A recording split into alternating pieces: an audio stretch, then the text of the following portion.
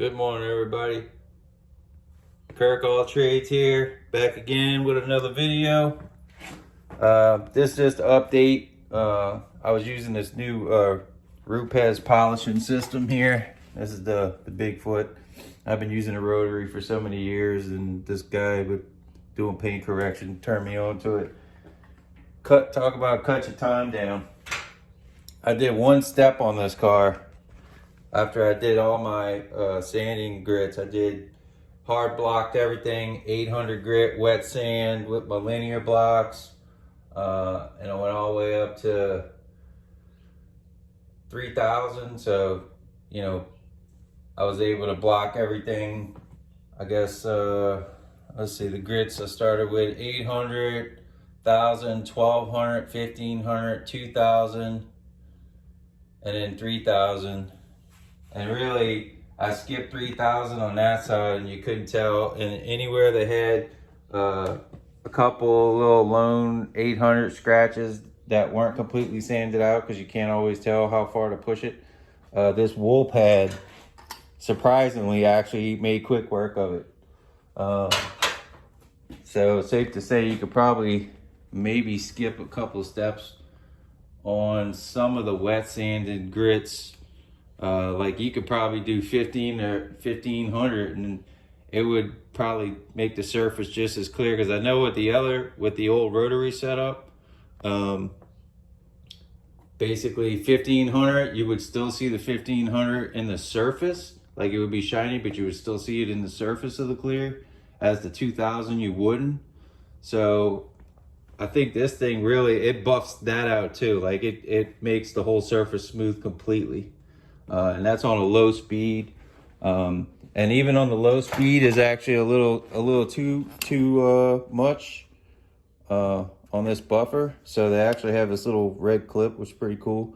And then you can it'll kind of halfway hold the trigger at an even slower speed, because you know, if you go too fast, the compound heats up, it gets hard, it dries out, then it causes you swirls. And what I use is, I got this pad cleaner right here. This System 4000. This thing's awesome, man. Put your pad on it, pump it, it squirts up into the pad. Lift it up, put it on high. It spins in here and catches all the funk. Has two separate compartments in here. One old water, one new water. Then I take this Tornado and I blow it dry. And that way my pads are nice and clean. And I'll do this, you know, maybe after I do a panel, or I see a lot of buildup of stuff on the pad, you know, compound on the pad, I'll go and I'll clean it off, because it seems like it kind of clogs the pad up, and it won't polish as good. So I've been doing that. These buckets are about 150 bucks. Amazon, I think I got this, I don't know, 20 bucks maybe. You don't even need to put anything in it. You can if you want, but it's not necessary. And then you can see, this is just one step with the wool pad. So it would have taken me probably 3 steps with the rotary to get this kind of finish. You know, with these bright lights on, it doesn't even look like it has any swirls. I mean, I'm not in the sunlight, but these lights are, I don't know, 5,500 lumens just for one of them. So just to kind of give you an idea of how flat it is, it's pretty freaking flat. You know, still takes time to get it, you know, polished up, but I mean, I did all that in one step, and it looks great. I'm probably only going to need 2 steps on this, and then check it out in the sunlight when we get a sunny day, and you know, go on with that. This Rupes system, they have so many different pads. I'm using the coarse pad, and they give you, you know, a blue rag for the blue pad, and a yellow rag for the yellow pad. So each microfiber has a different color to match. I don't know, it might be different weight cloths on here or something.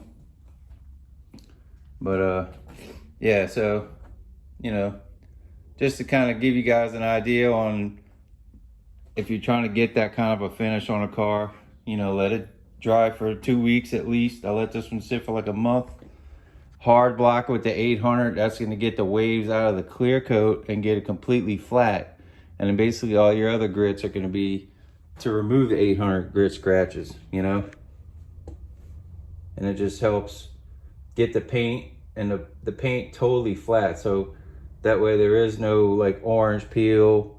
Now if you're looking for a textured paint, like a factory looking paint job, and you want to get the dirt nibs out, you do it pretty soon after you're done painting the car. You'll wet sand it, buff it, and then what it's going to do, it's going to shrink up, and then it'll leave you a little bit of a slight texture, you know, like a factory paint job, you know. It won't be like orange peel, but it'll have a texture to it and you'll be able to see it, you know. This is the way I like to do them, just because I'm not looking for a texture at all. I just want like a nice flat, you know, slick surface. Well, I don't want to keep rambling on here, but that'll be it for this video. Leave a comment down in the comment section if you got any questions, or you know, need any pointers on anything I might have missed in this video. And stay tuned for the next video. Thanks for watching. Hit that subscribe button, hit that thumbs up. Peace.